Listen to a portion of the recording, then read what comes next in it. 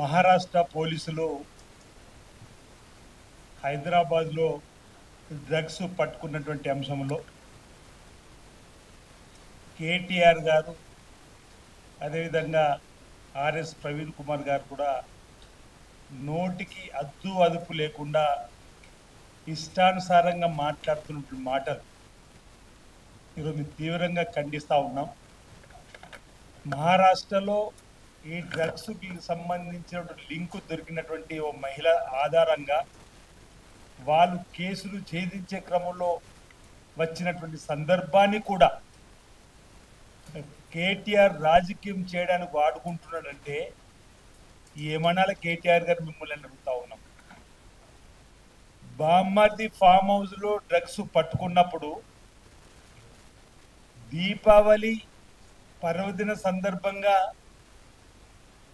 ఆ pub culture ఏంది, ఆ డ్రగ్స్ కల్చర్ ఏందని చెప్పంటే నోరు మెదపని మీరు అన్నాడు. ఈరోజు ఎందుకు ఈ విధంగా తప్పు చేసిన వారిని ఎవరైనా తప్పు అనాలే? డ్రగ్స్కు సంబంధించిన అరికట్టడానికి ఎవరు పనిచేసినా దాన్ని హర్షించాల్సినటువంటి సందర్భంలో, క్రెడిబిలిటీ ఇవ్వాల్సినటువంటి సందర్భంలో ఆ అంశాన్ని కూడా రాజకీయ వేదికగా వాడుకునే మీ కుట్టిల ప్రయత్నాన్ని మీ ముందుగా తప్పుపడతా ఉన్నాం. ఈరోజు మాట్లాడితే రేవంత్ రెడ్డి గారి పైన నిందలు, ఈర్ష, ద్వేషాలు, కళ్ళలో నిప్పులు పోసుకొని మాట్లాడేటువంటి మాటలు తప్ప మీ హయాంలో డ్రగ్స్కు సంబంధించినటువంటి పరీక్షలకు అమరవీరుల స్తూపం దగ్గర రావాలి అని సవాల్, వైట్ ఛాలెంజ్ విసిరి ఉస్మానియాకి వెళ్ళి మన రక్త నమూనాలు ఇద్దాం పరీక్షల కంటే ఆనాడు ఆ ఛాలెంజ్కు వెనుకకు వెళ్ళినటువంటి మీరు ఈరోజు మా రేవంత్ రెడ్డి గారి గురించి మాట్లాడమంటున్నారు. ఈ రాష్ట్రంలో కాంగ్రెస్ ప్రభుత్వం ఏర్పడగానే, రేవంత్ రెడ్డి గారు ముఖ్యమంత్రి కాగానే డ్రగ్స్ కల్చర్ పైన, పబ్ కల్చర్ పైన, ఈ గంజాయి పైన ఉక్కు పాదం మోపి ఈరోజు ఈగల్ అనేటువంటి పేరు మీద ప్రత్యేకమైనటువంటి నిఘా బృందాలను,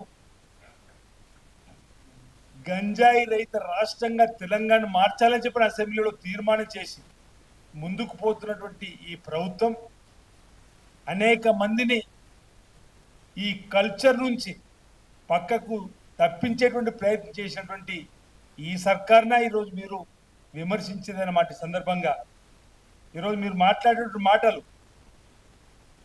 హాస్యాస్పదంగా ఉన్నాయి తప్ప, మనం గతంలో మన రాష్ట్రానికి సంబంధించినటువంటి పోలీస్ అధికారులు ఇతర రాష్ట్రాల్లోకి వెళ్ళి డ్రగ్స్కు సంబంధించినటువంటి గోవా, ముంబై, ఢిల్లీలో దొంగలు, మోసగాలను పట్టుకోవడంలో రాజస్థాన్, హర్యానా, మధ్యప్రదేశ్ సంబంధించినటువంటి రాష్ట్రాల్లోకి వెళ్ళి అక్కడి నుంచి కూడా ఈ లింకు ఆధారంగా పట్టుకొని వచ్చిన సందర్భంలో ఇక్కడ ముఖ్యమంత్రి రేవంత్ రెడ్డి గారు రాజీనామా చేయాలి, మహారాష్ట్ర పోలీసులు వచ్చి పట్టుకున్నారని చెప్పండి.